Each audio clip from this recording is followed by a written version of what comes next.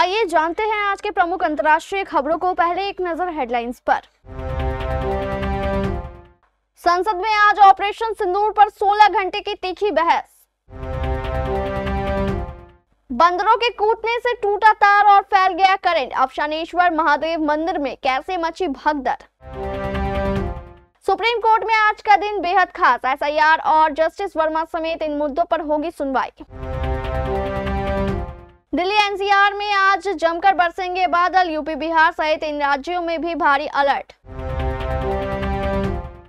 एक leak phone call से Thailand Cambodia में जंग छिड़ी। शिव मंदिरों के लिए दोस्त से दुश्मन बने पड़ोसी। हवाई जहाज से आटा, चीनी और रेडीमेड फूड के पैकेट गिराए। गाजा में भूख से अब तक 124 मौतें। आगरा से आरोपितों को भी वारंट पर लाएगी देहरादून पुलिस। पुलवामा से भी निकल रहा कनेक्शन। हापुड़ में 50,000 का इनामी बदमाश मुठभेड़ में ढेर। बिहार में हत्या और डकैती के मामले में था वारंट। आमिर खान के घर अचानक पहुंची 25 आईपीएस अफसरों की टीम। और करोड़पति बिजनेसमैन के प्यार में कृति सेनन। जन्मदिन खास अंदाज में मिली बधाई तो फैंस खोजने लगे प्रोफाइल। 21 जुलाई से शुरू हुआ संसद का मॉनसून सत्र अब तक हंगामेदार रहा है। सदन की कार्यवाही सुचारू रूप से नहीं चल सकी। ऐसे में 28 जुलाई यानी आज का दिन बेहद अहम है। संसद के मॉनसून सत्र में आज ऑपरेशन सिंदूर पर 16 घंटे की तीखी बहस शुरू हो रही है। सबसे पहले लोकसभा में इस पर चर्चा है। केंद्रीय मंत्री किरेन रिजिजू ने बताया कि बिजनेस एडवाइजरी कमेटी ने पहलगाम आतंकी हमले और ऑपरेशन सिंदूर पर विशेष चर्चा कराने का फैसला लिया है। विपक्ष कई मुद्दों पर बात करना चाहता है। हालांकि ऑपरेशन सिंदूर पर बहस को लेकर सहमति पहले बनी। कांग्रेस समेत विपक्षी दलों ने सरकार को पत्र लिखकर संसद के मॉनसून सत्र से पहले ऑपरेशन सिंदूर पर चर्चा कराने की मांग की थी। बाराबंकी जिले के हैदरगढ़ क्षेत्र स्थित प्रसिद्ध अवशानेश्वर महादेव मंदिर में करंट फैलने से भगदड़ मच गई, जिससे 2 श्रद्धालुओं की मौत हो गई जबकि लगभग 40 लोग घायल हो गए। मृतकों में थाना लोनी कटरा के मुबारकपुरा गांव निवासी 22 वर्षीय प्रशांत और एक अन्य श्रद्धालु शामिल है। जानकारी के अनुसार सावन के तीसरे सोमवार को अवशानेश्वर महादेव मंदिर में काफी भीड़ थी। जलाभिषेक के दौरान कुछ बंदर मंदिर में स्थित छावनी के टीन पर कूद गए, जिससे बिजली का तार टूट गया और टीन शेड पर गिर गया। तार के गिरते ही उसमें से करंट शेड में फैल गया, जिससे वहां मौजूद लोग दहशत में आ गए और भगदड़ मच गई। मुख्यमंत्री योगी आदित्यनाथ ने जनपद बाराबंकी में बिजली का तार गिरने से हुए हादसे का संज्ञान लिया। मुख्यमंत्री ने मृतकों के शोक संतप्त परिजनों के प्रति संवेदना व्यक्त की। साथ ही उन्होंने घायलों को तत्काल अस्पताल पहुंचाकर जिला प्रशासन के अधिकारियों को उनके समुचित उपचार के निर्देश दिए। वहीं जिला प्रशासन के अधिकारियों को मौके पर पहुंचकर राहत कार्य करने में तेजी लाने के निर्देश भी दिए।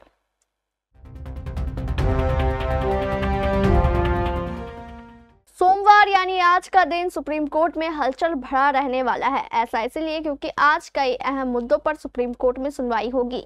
इसी बीच सबसे अधिक चर्चा में बिहार में विशेष गहन मतदाता सूची पुनरीक्षण यानी एसआईआर का मामला रहने वाला है। आज सुप्रीम कोर्ट की सुनवाई के दौरान बिहार में एसआईआर का आगे का भविष्य तय हो सकता है। इससे पहले इस याचिका में तर्क दिया गया था कि एसआईआर प्रक्रिया से बड़े पैमाने पर मतदाता मताधिकार से वंचित हो जाएंगे। आपको बता दें कि इसके अलावा भी कई मामले हैं जिसकी आज शीर्ष कोर्ट में सुनवाई होनी है। सुप्रीम कोर्ट में आज बिहार में विशेष गहन मतदाता सूची पुनरीक्षण के अलावा आवास में नकदी मिलने के आरोपों में घिरे इलाहाबाद हाईकोर्ट के न्यायाधीश यशवंत वर्मा की उन्हें दोषी ठहराने वाली आंतरिक कमेटी की रिपोर्ट को चुनौती देने वाली याचिका पर भी कोर्ट में सुनवाई होनी है। इस हाई प्रोफाइल मामले पर सभी की नजर है।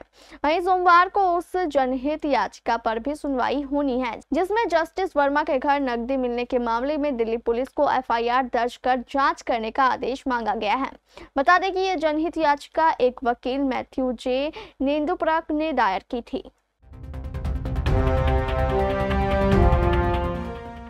देश के कई राज्यों में बारिश का दौर जारी है। बंगाल की खाड़ी में बने लो प्रेशर का असर आज यानी 28 जुलाई को देखने मिल सकता है। मौसम विभाग की माने तो दिल्ली, एनसीआर, पंजाब और हरियाणा में आज बारिश की उम्मीद है। 2 अगस्त तक अब पूरे दिल्ली, एनसीआर यानी नोएडा, गाजियाबाद, गुड़गांव और फरीदाबाद समेत ग्रेटर नोएडा में रुक रुक कर बारिश हो सकती है। भारत मौसम विज्ञान विभाग के वरिष्ठ मौसम वैज्ञानिक डॉक्टर शशिकांत मिश्रा ने जानकारी दी है कि 28 जुलाई को दिल्ली, एनसीआर में बादल छाए रहेंगे। कई इलाकों में झमाझम बारिश के आसार है। उत्तर प्रदेश के कई जिलों में भी जमकर बादल बरस सकते हैं। मेरठ, सहारनपुर, बिजनौर, मुजफ्फरनगर, हापुड़, रामपुर, बुलंदशहर, बरेली सहित कई जिलों में गरज चमक के साथ भारी बारिश का अनुमान जताया गया है। बात करें बिहार की तो पटना, पश्चिमी चंपारण, दरभंगा, समस्तीपुर, सीतामढ़ी, मुजफ्फरपुर, लखीसराय, मुंगेर सहित कई जिलों में मूसलाधार बारिश की चेतावनी जारी की गई है। राजस्थान और मध्य प्रदेश के कई जिलों में आज बारिश की उम्मीद है। राजस्थान के 10 से अधिक शहरों के लिए बारिश की चेतावनी जारी की गई है। इसके अलावा मध्य प्रदेश के गुहा, अशोकनगर, शिवपुरी, ग्वालियर, दतिया, भिंड, मुरैना, टीकमगढ़ और निवाड़ी में तेज बारिश का अलर्ट भी जारी किया गया है।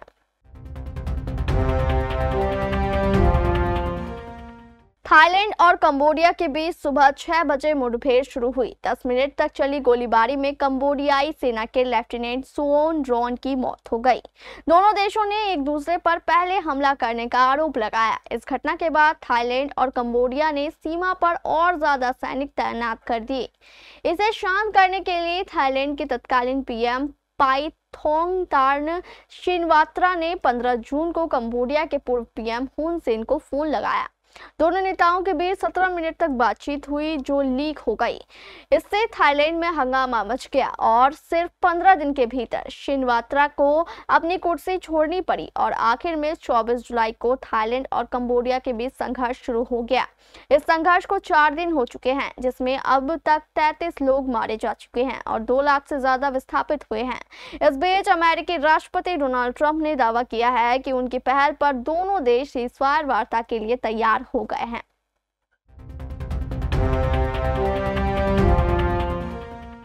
इजराइल ने हमास के खिलाफ जंग के बाद रविवार को पहली बार गाजा में मानवीय सहायता पहुंचाई है।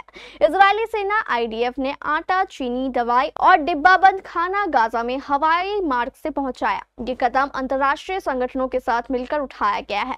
वहीं इजराइल ने गाजा के कुछ हिस्सों में सीज़फायर और संयुक्त राष्ट्र के लिए सुरक्षित रास्ते बनाने का भी ऐलान किया ताकि वहां की जनता को मदद पहुंचाई जा सके। मार्च से मई तक इजराइल ने गाजा में बाहरी सहायता पर रोक लगा दी थी। अब इजराइल का कहना है कि वह यूएन की सहायता वितरण में रुकावट नहीं डाल रहा।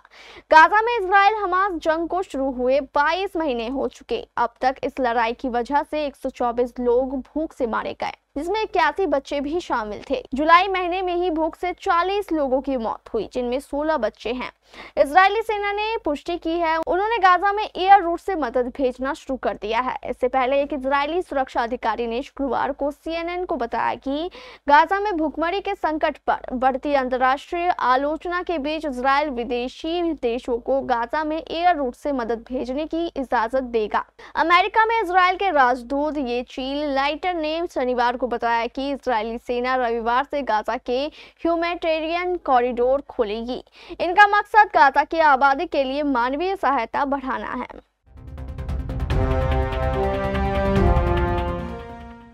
मतांतरण गिरोह के सदस्यों को बी वारंट पर लेने के लिए दून से एक टीम आगरा भेजी गई है। आरोपितों से पूछताछ के बाद देहरादून में और लिंक सामने आने की संभावना है।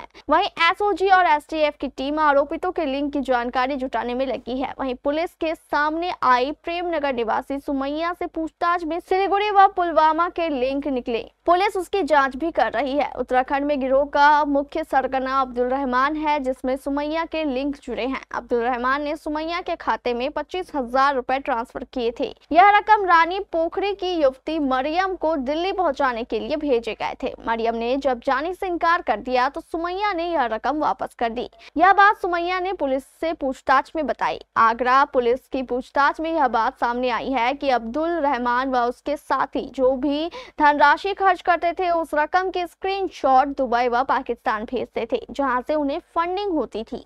सुमैया ने पूछताछ में ये भी बताया कि उसे कश्मीर के पुलवामा की रहने वाली एक युवती ने बुलाया था और उसे कुरान की तालीम दी गई और इस्लाम धर्म अपनाने के लिए प्रेरित किया गया। पुलिस अब कश्मीर की उस युवती से संपर्क करने का प्रयास कर रही है। इसके अलावा सिलीगुड़ी की एक युवती का नाम सामने आ रहा है। पुलिस उससे संपर्क करने में जुटी हुई है। धर्मांतरण के सदस्यों को भी वारंट पर लेने के लिए दून से एक टीम आगरा भेजी गई है।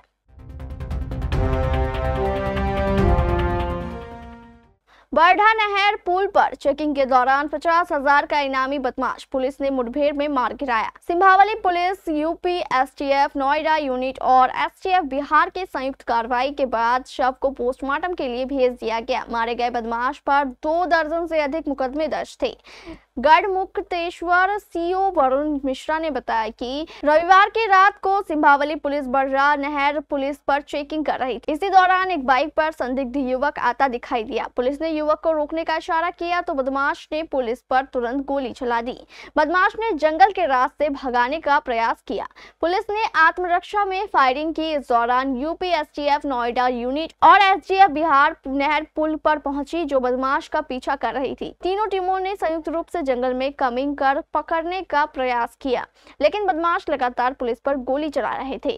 पुलिस द्वारा की गई जवाबी फायरिंग में बदमाश घायल हो गया। पुलिस ने बदमाश को गिरफ्तार कर अस्पताल में भर्ती कराया, जहां चिकित्सकों ने उसे मृत घोषित कर दिया। सीओ ने बताया कि मुठभेड़ में मर गया बदमाश बिहार के जनपद बेगूसराय थाना के साहेबपुर कमाल क्षेत्र के ज्ञानडोल का रहने वाला डब्लू यादव का पुत्र सूर्य नारायण यादव उर्फ सूरज यादव है, जो बिहार में कई मामलों में वांछित चल रहा था और 50,000 का इनामी भी था।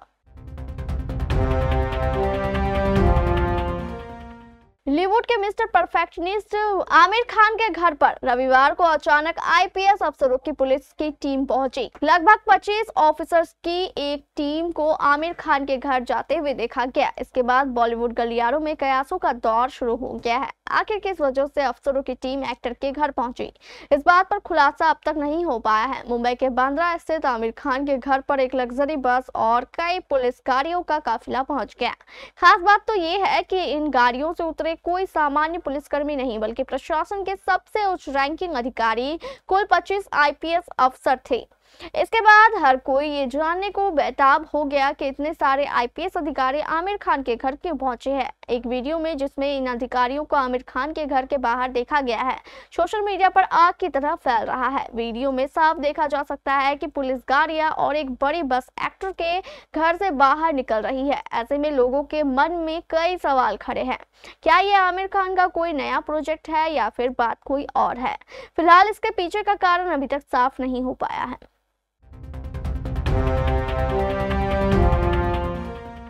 बॉलीवुड अभिनेत्री कृति सेनन और बिजनेसमैन कबीर बाहिया पिछले कुछ समय से अपने रूमर्स रिलेशनशिप को लेकर सुर्खियों में हैं। हालांकि दोनों में से किसी ने भी सार्वजनिक रूप से अपने रिश्ते की पुष्टि या का खंडन नहीं किया है। कृति आज अपना 35वां जन्मदिन मना रही है और अभिनेत्री के प्रशंसक कबीर बाहिया के जन्मदिन की शुभकामनाओं का बेसब्री से इंतजार कर रहे थे। कबीर ने इस खास मौके पर मिमी अभिनेत्री के साथ एक अनदेखी खुशनुमा तस्वीर साझा की और उन पर प्यार बरसाया। रविवार को कबीर बाहिया ने अपनी कथित प्रेमिका कृति सेनन के साथ एक अनदेखी सेल्फी शेयर की, जो शायद किसी वेकेशन के दौरान ली गई थी। इस खूबसूरत तस्वीर के साथ उन्होंने लाल दिल वाले इमोजी के साथ हैप्पी बर्थडे लिखा। इस तस्वीर में उनकी मुस्कान बहुत कुछ ज्यादा बयां करती है। तस्वीर में कृति सेनन सफेद रंग की आउटफिट और स्टाइलिश लाल धूप के चश्मे में बेहद स्टाइलिश लग रही है, जो एक आरामदायक वेकेशन का एहसास दिला रहा है।